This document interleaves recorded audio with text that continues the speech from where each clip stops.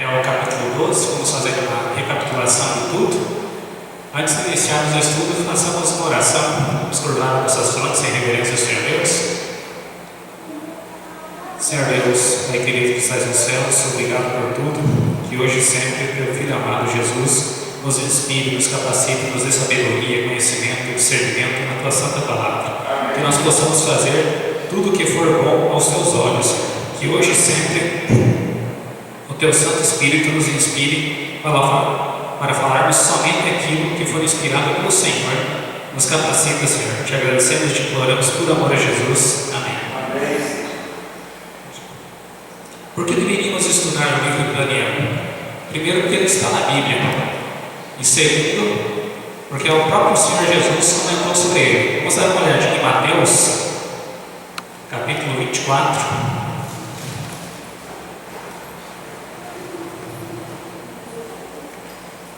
Versículo 15.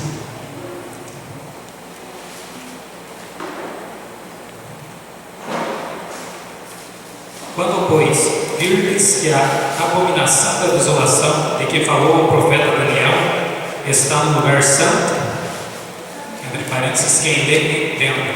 Isso aqui foi o próprio Senhor Jesus que falou, quando ele estava falando sobre o sermão e a grande tribulação, já nos seus últimos dias. Voltando ao capítulo 1 de Daniel, quando nós vimos e estudamos sobre o capítulo 1 e 2, naquele primeiro domingo do estudo de Daniel,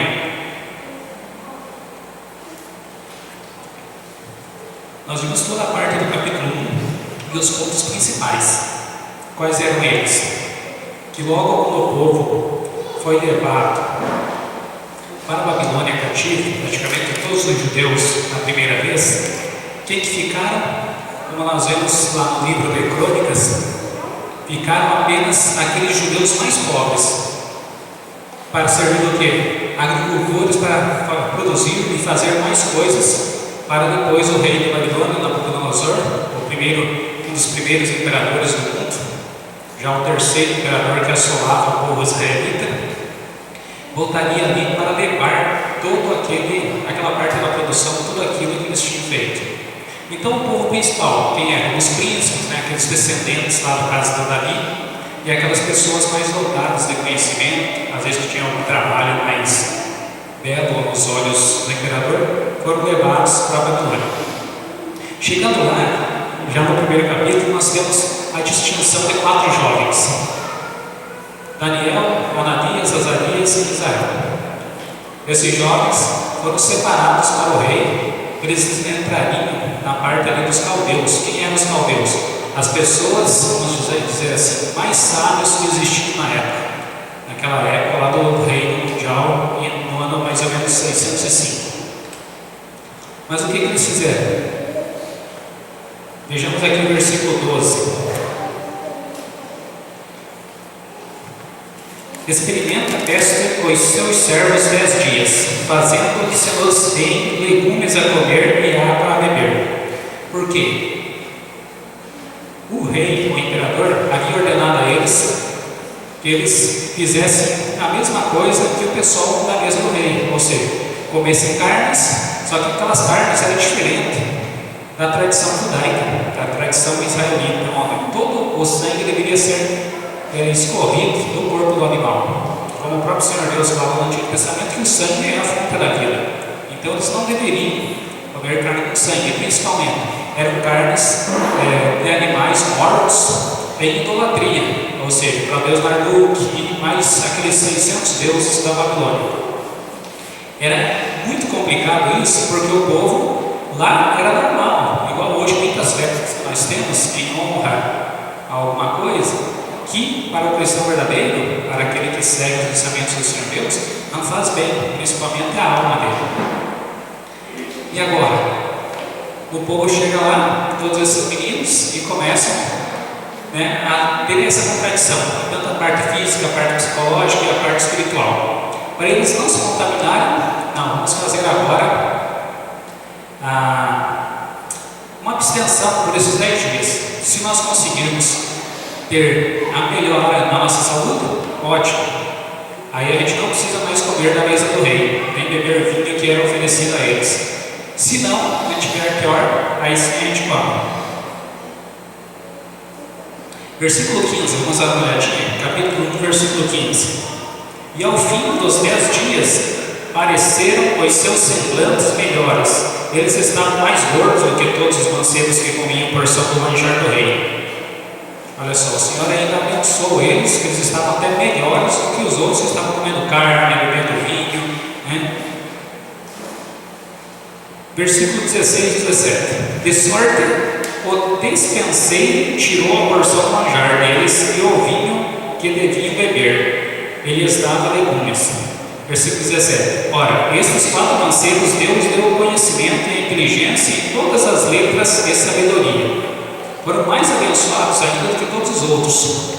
Deu muito mais para eles. Mas a Daniel deu entendimento em toda a visão e sonhos. Ou seja, eles ganharam muita sabedoria do Senhor Deus. Também a oportunidade de adquirir conhecimento e não se esquecer. Mas para Daniel ainda foi dado o poder para ele, aquele dom dele interpretar sonhos. Assim como José, lá do Egito, também tinha aquele dom de interpretar os sonhos. Versículo 18. E ao fim dos dias em que o rei tinha dito que os trouxesse, o chefe dos eunucos o trouxe diante do Nabucodonosor. E o rei falou com eles, e entre eles não foram achados outros tais como os 4, Daniel, Ananias, Misael e Azarias. Permaneceram diante do rei. Lá no meio do versículo 20, os achou 10 vezes mais doutos do que todos os magos, astrólogos que havia em todo o seu reino. 10 vezes. Quantos foram os dias que eles se absteram naquele plano de não comer carne? 10 dias. E por esses 10 dias, cada dia, Deus multiplicou em uma vez a sua sabedoria, o seu conhecimento em relação ao povo lá de Babilônia mesmo, os que eram os mais inteligentes de toda a época. 10 vezes mais. Alguma dúvida ficou aqui, irmãos, no capítulo 1? Vamos para o capítulo 2? No capítulo 2, o que acontece? Como nós já vimos, o rei Nabucodonosor teve um sonho.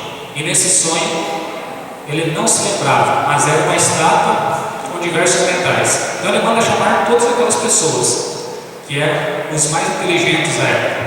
Astrólogos, caldeus, magos, encantadores, como é aqui no versículo 2. O rei mandou chamar os magos, os astrólogos, os encantadores e os caldeus. O que aconteceu? Imagine você a situação desse povo. O rei Nabucodonosor teve um sonho, nem ele se lembrava do sonho, e ele queria obrigar essas pessoas de lembrar do sonho, esclarecer para ele o sonho, falar para ele qual o significado do sonho. Mas como eles vão saber se nem o próprio que teve o sonho lembrava? Aí ele fala assim: não, vou mandar matar todo mundo. Naquilo, quando eu chego lá depois para pegar Daniel, não, pai, você vai ser morto. Mas morto por quê? O que eu fiz? Aí explico para ele, o chefe lá dos eunucos: rapaz, e agora? O que eu vou fazer? Não, vou falar com o rei. Só que o rei não tinha dado tempo, porque ele viu que os magos, os astrólogos, todos aqueles outros estavam tentando enrolar ele, dizendo para ele dar um sonho. Mas para Daniel, quando ele chega, ele pede um tempo, o rei dá um tempo para ele. O rei pede um tempo, ele vai, ora ao Senhor Deus. Versículo 26, vamos dar uma olhadinha. Capítulo 2, versículo 26. Respondeu o rei e disse a Daniel, cujo nome era Beltesazar. Beltesazar é um nome que colocaram, mas falando, veja só, Bel proteja a sua vida, a vida do rei. Era uma deidade babilônica, era o nome de Deus. Então, quando falar em Beltesazar, você vai estar elogiando o nome de um Deus babilônico. Por isso eu prefiro só Daniel, assim como os outros nomes judeus, que eram em honra ao Senhor Deus. Podes tu fazer saber o sonho que vi e a sua interpretação? Aí o que Daniel responde para ele? Versículo 27. O segredo que o rei requer, nem sábios, nem astrólogos, nem magos, nem adivinhos, o podem descobrir ao rei. Mas a um Deus dos céus ao qual revela os segredos. Ele, pois, faz saber ao rei Nabucodonosor que há de ser no fim dos dias. Os teus sonhos, as visões da cabeça da tua cama são essas. O que aconteceu? Daniel tinha pedido aqueles dias para o rei. O rei deu os dias para ele, ele foi com seus amigos, orou, pediram ao Senhor Deus, e o Senhor deu um sonho para Daniel, naquilo que ele vê, uma estátua imensa. E logo quando ele chega, tem essa conversa com o rei, não, rei, é o seguinte, isso aí ninguém pode revelar para o Senhor, só aquele que te deu o sonho. Só o Senhor Deus, que está nos céus, que é capaz de fazer com que o Senhor saiba isso. Se nem o rei sabia o sonho. Aí o Daniel, no seu sonho tinha uma estátua. Aí imagina essa situação, o rei com o Daniel conversando. Tinha uma estátua no seu sonho. Rapaz, é mesmo, e aqui tinha mesmo uma estátua. Agora eu estou me lembrando, Daniel, isso mesmo, era uma estátua grande, terrível. E nessa estátua, ela tinha 4 metais. Ela começava com uma cabeça de ouro, os braços e o peito de prata, quadril de bronze, as pernas de ferro, e os pés dela eram misturados ferro com barro. Não, mas isso mesmo. Mas daí a interpretação, o que significa isso? Daniel foi explicar. Pois é, assim como o ouro é um metal muito precioso, o Senhor, ele não falou com essas palavras, mas o Senhor Deus te deu toda a linha do tempo do que vai ocorrer até o fim dos dias. A cabeça de ouro é o Senhor, porque é muito preciosa e é o seu reino, mas depois do seu reino vai vir outro. Assim como a prata é inferior ao ouro, tanto em valor como em maleabilidade para fazer diversas coisas, aquele outro reino não vai ser tão importante como o seu, vai ter a glória, que Babilônia era conhecida até hoje, as histórias sobre ela, não terá a glória do seu, será mais fraco. Depois desse outro reino virá outro, que é o de cobre. Assim como a prata é inferior ao ouro, o cobre será inferior à prata, mas mesmo assim vai mandar. Depois virá as pernas, que são de ferro.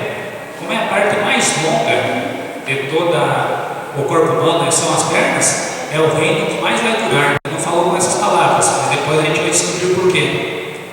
Como o ferro é muito forte, assim também será esse reino. E depois virá outro. E assim como aqueles pés que eram de barro, vai ser um reino dividido, parte de barro, parte de ferro, e serão divididos em vários reinos, assim como a estátua tem 10 dedos. Mas no seu sonho também vinha uma pedra que ela foi cortada sem o auxílio de mãos, e essa pedra vai atingir a estátua e vai esmiuçar ela, e dela vai sair como se fosse uma grande montanha e vai cobrir todo mundo. Vamos dar uma olhadinha no versículo 34. Estás vendo isso? Quando uma pedra foi cortada sem mão, a qual feriu a estátua nos pés de ferro e de barro, e os esmiuçou. Versículo 35. Então foi juntamente esmiuçado o ferro e o barro, o cobre, a prata, o ouro, os quais se fizeram como a bragana nas telhas do estio. E o vento os levou, e não se achou lugar mais algum para eles. Mas a pedra que feriu a estátua se fez um grande monte e encheu toda a terra. Logo após ser derrubado todos esses reinos, ter acabado com tudo, essa estátua o que fez? Essa pedra o que fez? Se fez um grande monte e encheu toda a terra. Isso aí é a simbolia, o simbolismo dos últimos dias. Logo quando o reino, que não terá mais fim, do Senhor Jesus, cobrirá toda a terra. Para as pessoas provavelmente respeitarem mais. Vamos dar uma olhadinha no capítulo 2 ainda, versículo 46. Então o rei Nabucodonosor caiu sobre o seu rosto e adorou a Daniel e ordenou que lhe fizesse oferta de manjares e perfume suave. Olha só o quanto que ele começou a respeitar mais a Daniel. Versículo 48. Então o rei engrandeceu a Daniel e lhe deu muitos e grandes dons, e o pôs governador de toda a província de Babilônia, como também principal governador de todos os sábios de Babilônia. Aqui começa o ciúme das outras pessoas contra Daniel. Que imagine você, ele já está nesse reino há dezenas de anos, você é um dos sábios, chega esse novato, um meninão de 20 anos, e ele chegando lá já começa a mandar mais que você. com certeza as pessoas ficaram, né, meio ciumadas dele. Pessoal, fica mais alguma dúvida aqui do capítulo 2? Capítulo 3. O que ocorre no capítulo 3? Nabucodonosor ficou tão atônito com aquela visão, aquela interpretação de Daniel.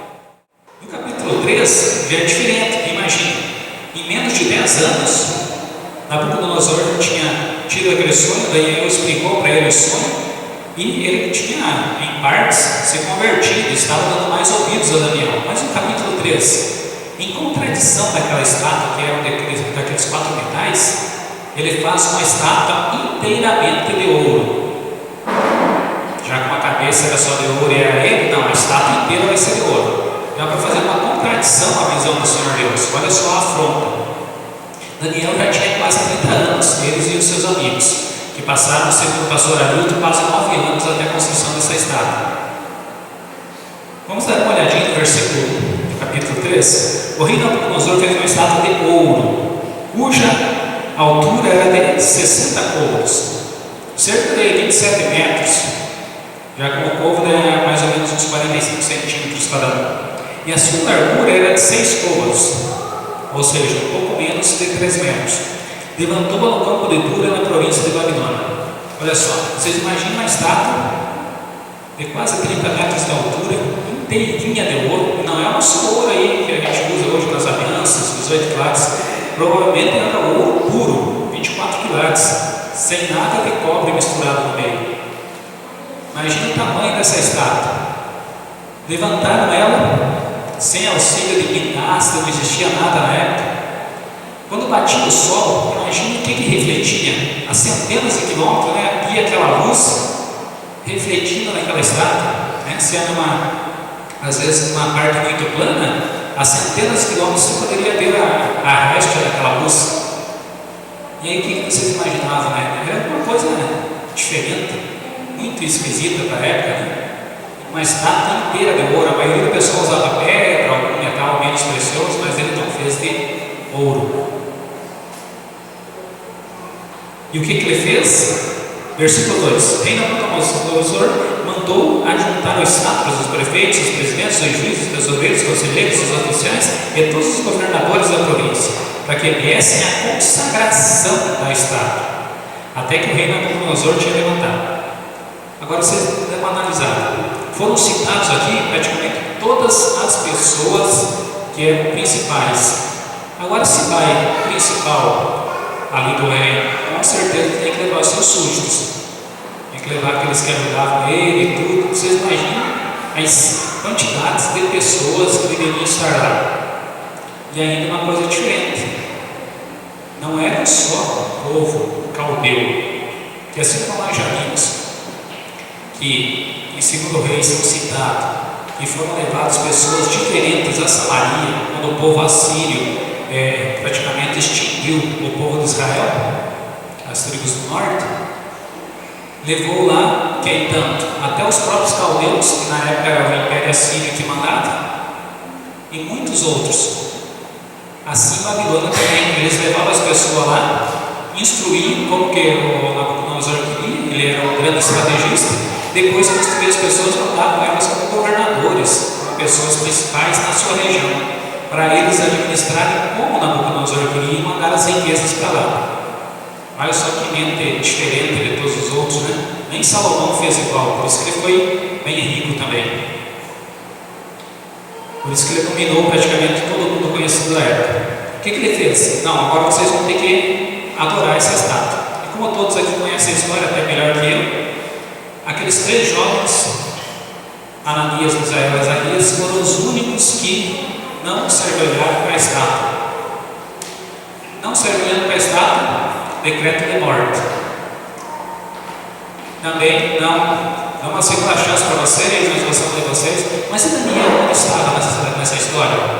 Provavelmente, alguns historiadores comentam que Nabucodonosor, sabendo que Daniel não se ajoelharia à sua estátua, como ele era um dos chefes principais, deve ter mandado ele em alguma viagem diplomática. Sabia que ele não se ajoelharia, então não ia passar por aquela vergonha de ter que mandar matar ele. Mas os outros 3 jovens não se ajoelharam. Então vai Nabucodonosor e é obrigado a colocar-os na fornalha. Mas lá, como todos sabem a história, o Senhor acaba livrando aqueles 3. Alguma dúvida aqui no capítulo 3? Capítulo 4. Capítulo 4 é o único livro de Daniel que provavelmente não foi Daniel que escreveu ele, já vimos. Versículo 1. Nabucodonosor, rei, a todos os povos, nações e línguas que moram em toda a terra, paz vos seja multiplicada. Olha só, que depois que ele estava escrevendo esse capítulo, ele já está, digamos assim, convertido. Olha só o que ele está falando: paz vos seja multiplicada. Quem que fala isso para as outras pessoas? Os próprios cristãos, aquelas próprias pessoas, né, que copiaram do povo judeu. Versículo 2: pareceu-me bem fazer conhecidos os sinais e maravilhas que Deus, o Altíssimo, tem feito para comigo. Então aqui nós já temos certeza que pode ter sido Nabucodonosor que escreveu esse 4º capítulo do livro de Daniel. E aqui ele conta toda a história do que ocorreu com ele. O coração dele estava muito exaltado e já tinha passado cerca de uns 20 anos após aquela parte da estátua. Nabucodonosor pega e tem outro sonho. O Senhor Deus dá um sonho para ele. Esse sonho ele vê uma grande árvore, e essa árvore dava alimento para todo mundo, e todos os animais e aves se utilizavam dela. Mas vinha a ser cortada aquela árvore. Então Daniel chega novamente, os sábios primeiro são chamados. Você vê que cada vez que os sábios são chamados, eles não conseguem dar a interpretação. Mas naquela interpretação era para exaltar o poder do Senhor Deus através de Daniel. Por quê? Daniel, interpretando e os outros não, ele conseguiria fazer a diferença. Então novamente eles não conseguem. Daniel chega e faz a interpretação do sonho para Nabucodonosor. Versículo 20: a árvore que viste, que cresceu e se fez forte, cuja altura chegava até o céu e que foi vista por toda a terra, cujas folhas eram formosas e o seu fruto abundante, e em que para todos havia mantimento, debaixo da qual moravam os animais do campo, e em cujos ramos habitavam as aves do céu, és tu, ó Rei, que cresceste e te fizeste forte. A tua grandeza cresceu e chegou até o céu, e o teu domínio até a extremidade da terra. Versículo 25. O que acontecia quando a árvore era cortada? Serás tirado dentre os homens, e a tua morada será com os animais do campo, e se farão comer erva como os bois, e farás morar, e serás molhado no orvalho do céu, e passar-se-ão 7 tempos. Nós já vimos aqui a significado de tempos, segundo Daniel 11:13, que são anos. Então, durante 7 anos por cima de ti, e até que conheças que o Altíssimo tem domínio sobre o reino dos homens e o dá a quem quer. E o que eu devo fazer então, Daniel? Daniel dá até alguns exemplos para ele. Já fala aqui, ó, versículo 27. Aceita o meu conselho e desfaz os teus pecados com a justiça e as tuas iniquidades. Usando de misericórdia com os pobres, esse prolongará a tua tranquilidade. Então, o que eu faço para isso não acontecer, né? Mas coloque-se na pessoa de Nabucodonosor. Então, você vai perder tudo, rapaz. Você vai pastar com os animais, vai ter a consciência humana que você tem. Aí você ia ficar preocupado, né? Nossa, imagina, hoje o mundo inteiro me respeita. Aí o que vai acontecer? Vou perder tudo isso do dia para a noite. Qualquer um ficaria preocupado, não é mesmo? E Nabucodonosor começa a fazer tudo aquilo que Daniel fez para ele. Versículo 29.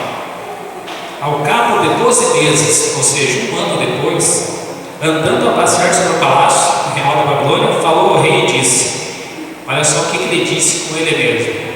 Não é esta a grande Babilônia que eu edifiquei para a casa real com a força do meu poder e para a minha glória, para a minha magnificência?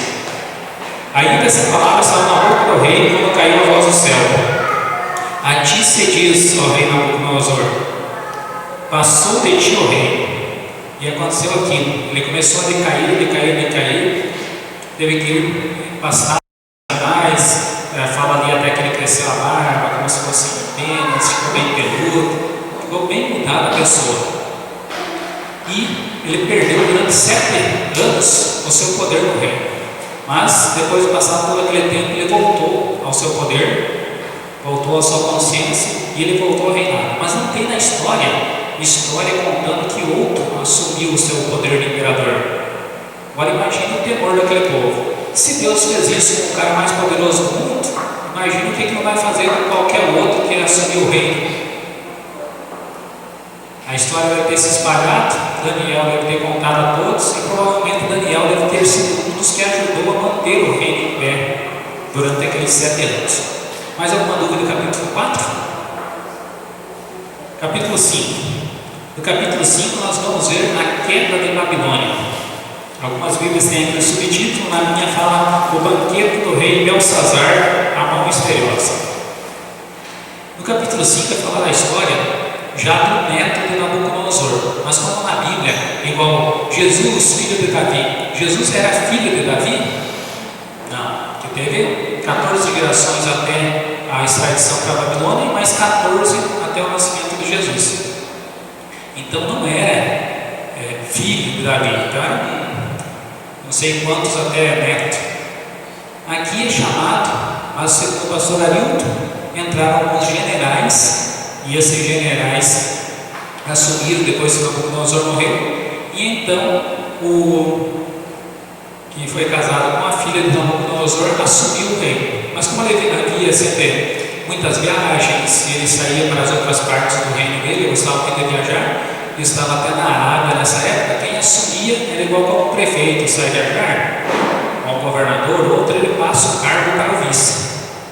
Então ele passava para o filho dele, por isso é que ele falava que o rei era o Belsazar, só que o rei mesmo era o seu pai.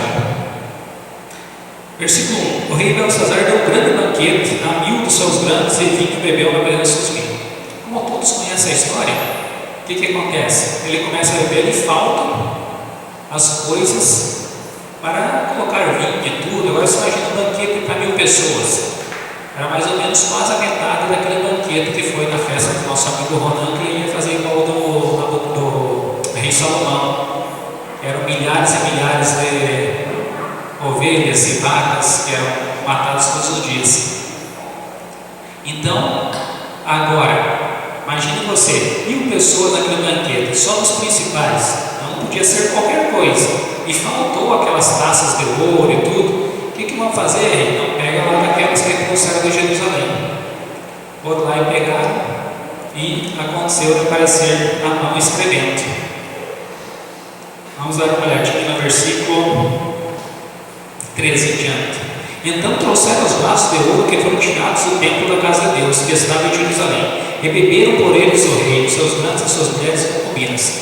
Versículo 4: Beberam o vinho e deram louvores aos deuses de ouro, de prata, de cobre, de ferro, de madeira e de pedra. Vocês notaram aqui que eles dão louvores a deuses estranhos, mas quais que eram os metais? Não eram os mesmos da estátua? Aos deuses de ouro, de prata, cobre, ferro. Vejam só, louvando a deuses com coisas sagradas. Na mesma hora, versículo 5, apareceram os dedos de mão de homem e escreviam de fronte do castiçal, na estucada parede do palácio real. E o rei via a parte da mão que estava escrevendo. As únicas 3 vezes que ocorre do próprio Senhor escrever em pedra são aqui. 2 quando o Senhor fez a tábua dos 10 mandamentos, a primeira que Moisés fez, a segunda que Moisés aí ele mesmo lavrou para o Senhor novamente escrever, e a terceira vez aqui, a própria mão do Senhor escreveu na parede. Então o rei fica todo atônito. No que ele vê aquilo, versículo 6: mudou seus semblantes, os pensamentos se turbaram, mas junto aos seus ombros relaxados, seus joelhos bateram um no outro. Será que ele ficou com tanto medo? Aí, de novo, chama todo mundo, caldeu, astrólogo, mago, todo mundo chega, esse cara não dá a solução. Então chega a mãe dele, não, tinha um cara no tempo do teu pai, Nabucodonosor, né, que era o avô dele, e ele sabe interpretar. Aí chama quem? Daniel chega ali e dá toda aquela interpretação que você vai dar uma olhadinha desde o versículo 25 até o final. E o que acontece? Naquela mesma noite o reino cai. Já com a profecia que tinha sido escrito em Isaías, e até como Isaías fala que seria derrotada a Babilônia. Capítulo 6 de Daniel. Alguém tem mais alguma dúvida? Capítulo 5? Não? Capítulo 6. Daniel na cova dos leões. Aqui o povo que assumiu foi aquele segundo império, o Império de Prata. O Império de Prata era o povo da Medo-Pérsia. Então se uniram dois reinos.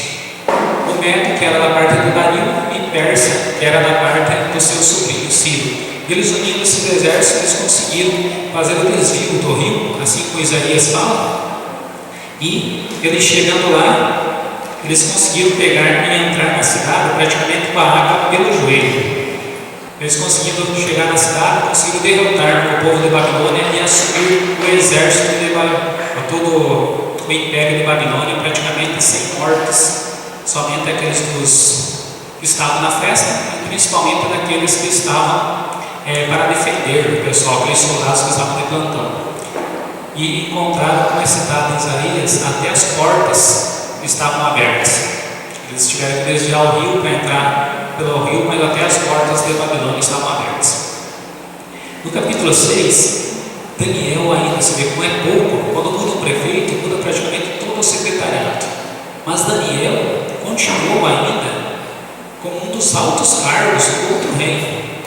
Se ele já tinha os ciúmes dele lá na época do reino de Babilônia, imaginem agora num reino totalmente diferente, pessoas diferentes e estilo de governar muito diferente.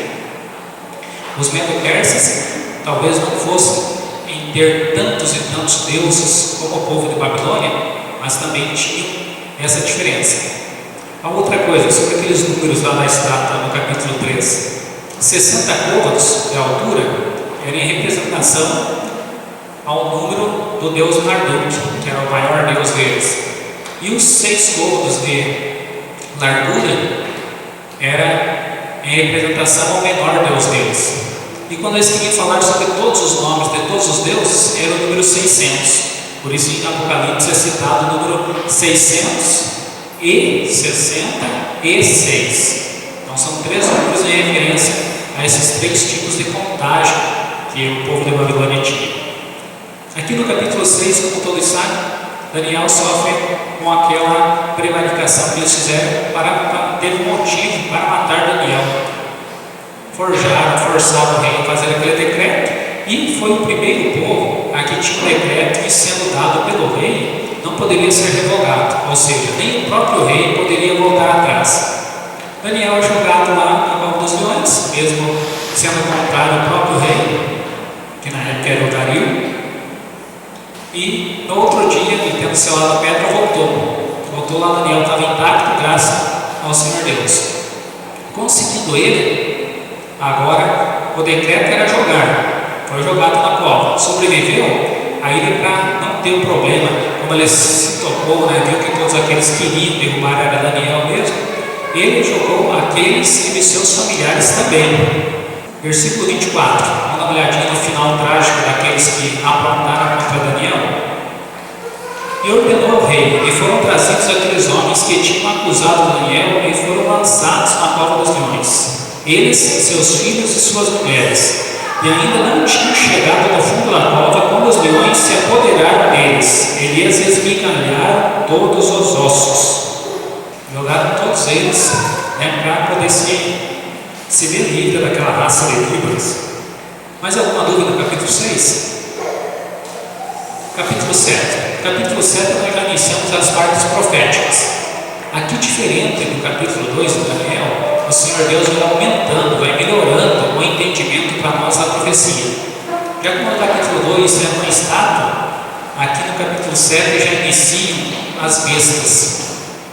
Mas não fiquem atônitos sobre a palavra besta. Besta, a tradução melhor que seria amiga, seria animal. Então não é igual a gente imagina, aquele animal feito, não. É um animal simples para tentar explicar ao povo o que significaria. Vamos dar uma olhadinha no versículo 17. Estes grandes animais, que são reis que se levantarão da terra. Então, olha só, para a gente entender animal, seria rei. Versículo 23 do capítulo 7. Disse assim: o quarto animal será o quarto reino da terra, o qual será diferente de todos os reinos e devorará toda a terra, pisará os pés e a fará em pedaços. Então, dando uma volta aqui, no capítulo 7 são falados sobre esses quatro animais. Esses quatro animais começaria com o leão alado, que seria retirado suas asas, que simbolizaria a Babilônia.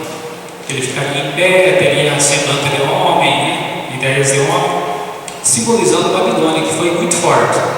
Após ele tem um outro animal, que é um urso.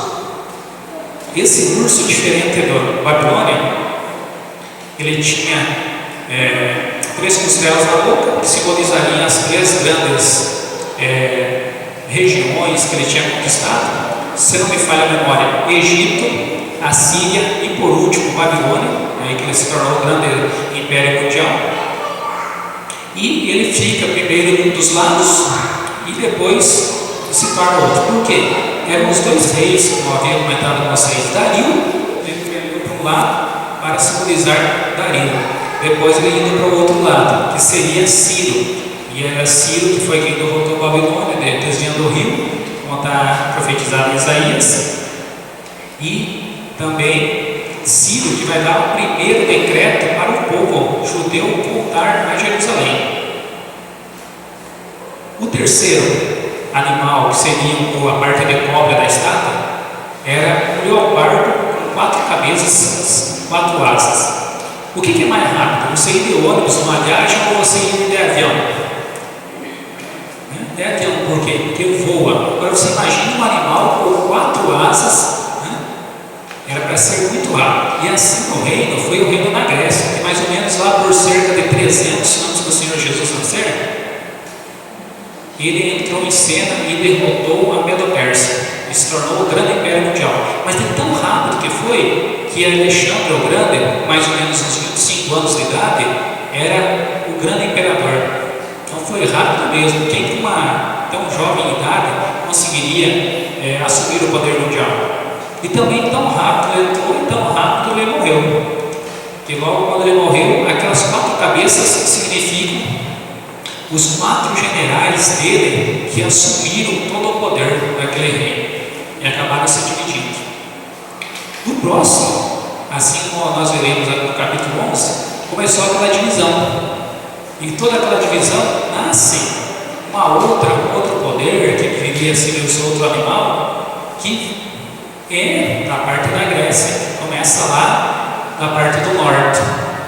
Nessa parte do norte, o que nasce? Roma. Ela vai tomando poder, até que acaba dominando toda a parte. Mas também tinha a Roma ocidental e a Roma oriental. Era um exército dividido em 2, assim como a estátua era dividida em 2 pernas. Mas era muito poderosa, porque foi um império que durou mais de 1000 anos. Mais alguma dúvida aqui no capítulo 7? Capítulo 8. No capítulo 8, a visão do carneiro do bode. Então, o Senhor deu aquela visão, toda aquela linha do tempo para Daniel, e agora ele vai explicar mais ainda. Veja só que agora nós não vimos o nome, não foi citado o nome na Bíblia, mas o capítulo 8 já aparece. Então, Daniel tem uma nova visão, e nessa visão tem um carneiro, que muito forte, berrava para todos os lados, e era a Medo-Pérsia, onde ele já estava nessa época. Já estava o império da Medo-Pérsia, que fazia parte. E aparece o bode, e esse bode tinha um chifre notável entre os seus olhos. Versículo 5: e eu considerando, eis que o bode vinha do ocidente sobre toda a terra, mas sem tocar no chão. Será que ele vinha numa grande velocidade? Só faltou dizer aqui que ele tinha asas, né? Imagine, correndo sem tocar no chão. E aquele bode tinha uma ponta notável entre os olhos. Aqui a gente já está dando para notar que quando falar em chifre, será a parte do rei. Então ele tinha um rei, alguma coisa que fazia ele ser notável, diferente do outro, e era esse chifre na sua testa. Versículo 7.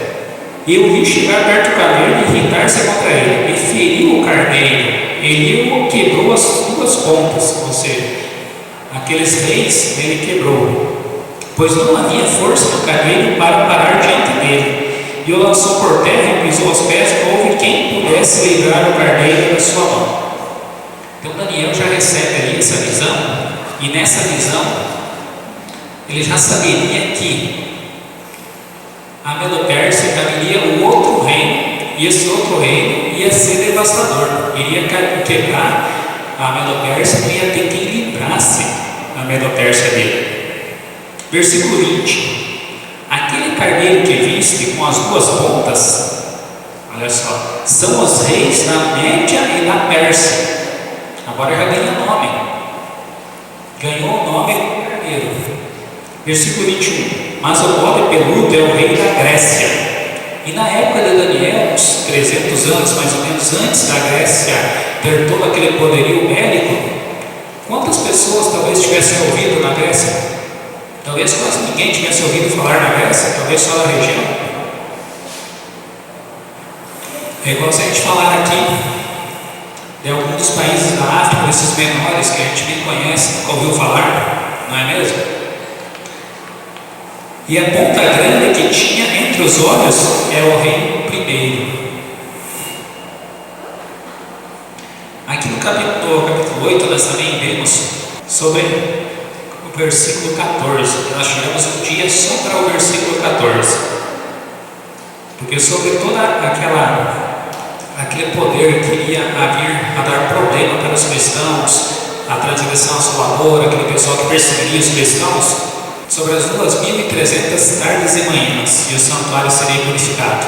E aqui a profecia com maior tempo na Bíblia.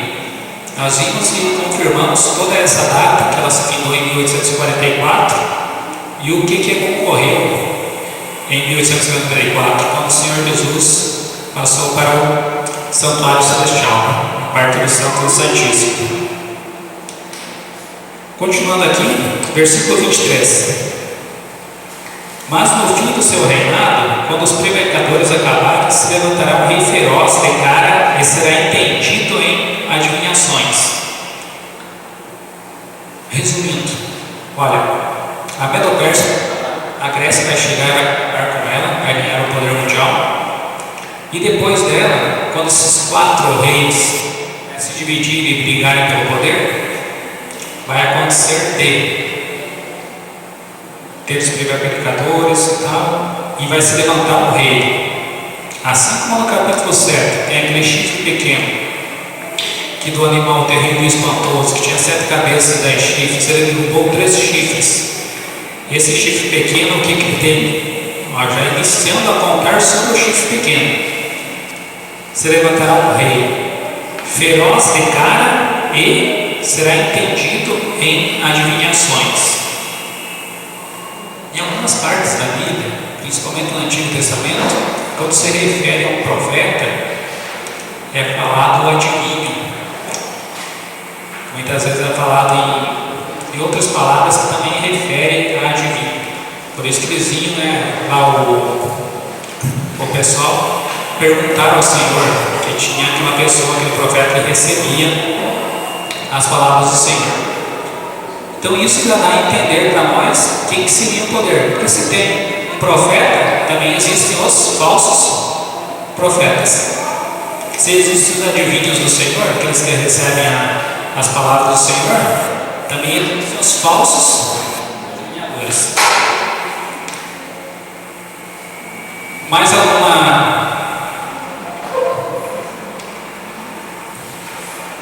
alguma dúvida no capítulo 8? Capítulo 9. O capítulo 9 já é uma extensão da linha do tempo, explicações a mais. Nós veremos sobre as 70 semanas. Então, depois que Daniel recebeu essas informações, agora ele já estava mais atônito. Já no finalzinho do versículo 27 do capítulo 8, espantei-me acerca da visão e não havia quem a entendesse. Ele estava atônito, porque eram coisas que não teriam como entender nisso, era para muitos anos à frente dele.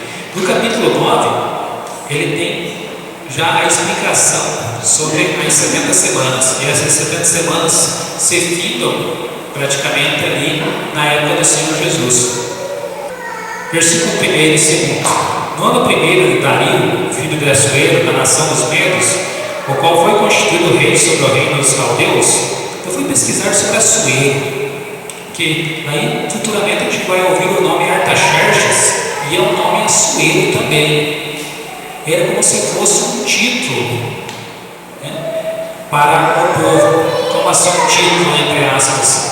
Que assim como o rei do Egito é Faraó, o rei ali para os medo-persas, alguns também tinham o nome de Assuero, o título. Então Assuero, e daí o nome, né? Assuero Dario. E existiam vários, por exemplo, Artaxerxes, Xerxes I, Artaxerxes, Ciro I, teve vários, a gente vai ver vários nomes, parece uma confusão, não, porque tinha ele, e aí o primeiro, e o segundo, e assim por diante. Versículo 2: No ano primeiro de seu reinado, eu, Daniel, entendi pelos livros que o número de anos em que falou o Senhor ao profeta Jeremias, em que haviam de acabar as assolações de Jerusalém, era de 70 anos. Então, como Jeremias já tinha escrito através do Senhor, 70 anos eles iam ficar em Babilônia, e já estava quase chegando naquela época, já estavam quase sendo finados os 70 anos.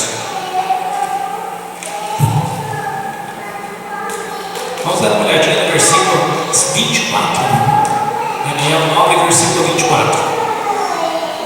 70 semanas estão determinadas sobre o seu povo, sobre a sua santa cidade, para extinguir a transgressão e dar fim aos pecados, e para expiar a iniquidade e trazer justiça externa e selar a visão e a profecia, para ungir o santo dos santos. Quem é o santo dos santos? O Senhor Jesus, conhecido lá em Israel, lá em pelos judeus como Yeshua Yamashá. Então, tinham essas 70 semanas. Como nós já vimos, 70 semanas, cada semana tem 7 dias, 7 vezes 7, 49, 490 anos. Mas Daniel estava uns 530 anos agora, antes de Jesus nascer. É que ele precisava do decreto para voltar em Jerusalém. Depois vem com Neemias e Esdras no capítulo 7 tem essas informações. Neemias, desde o capítulo 1, já começa a explicar. E eles voltando para Jerusalém, mas eles não tinham liberdade eclesiástica, religiosa, nem governamental, porque sempre eram governadores que os reis colocavam. Depois que foi dada essa liberdade para eles Neemias reconstruíram o muro e tudo, no ano 457 eles tiveram essa liberdade.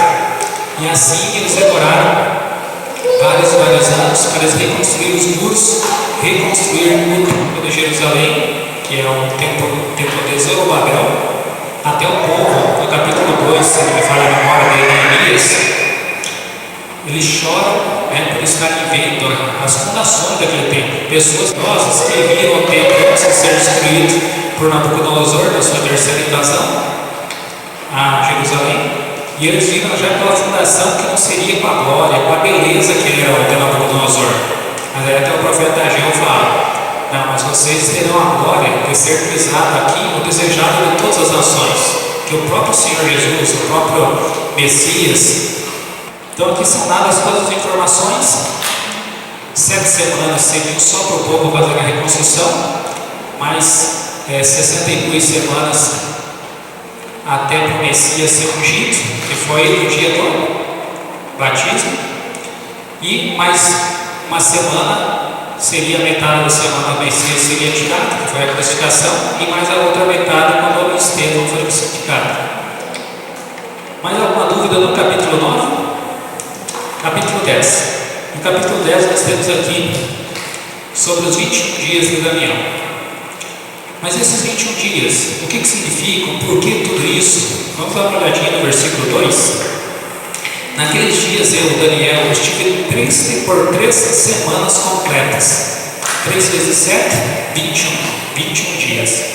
Versículo 3: Manjar desejável não comi, nem carne nem vinho entraram na minha boca, nem me ungi com unguento, até que se cumpriram as 3 semanas. Imagine que jejum que ele fez. Lembra que no capítulo 9 ele tinha descoberto pelos pergaminhos de Jeremias que já estavam se cumprindo os 70 anos de cativeiro na Babilônia? Ele descobrindo que estava no final, ele começou a orar: não, Senhor, o Senhor lembra, o Senhor prometeu para nós, o Senhor vai nos tirar daqui, nós poderemos voltar para a terra prometida, voltaremos para Canaã, e assim vai ser. Aí Daniel faz uma oração muito bonita. Aqui o que acontece? Chega Gabriel para ele e explica: fiquei desde o primeiro dia e já trouxe para você a solução, mas o príncipe da Pérsia ficou enrolando. Ali tem dois: o príncipe da Pérsia físico, que era o rei, e o príncipe da Pérsia espiritual, que era Satanás atrapalhando a transação. Você olha lá do Senado, na Câmara Legislativa Federal, não demora muitas vezes aqueles projetos meses para serem votados? Demora. E lá então, agora você imagina a situação: chegava alguém e falava a favor, da Satanás usava outro e falava contra, e assim a gente ficava naquela, estava ou não estava o decreto para eles terem oportunidade de voltar. Daniel fica esses 21 dias.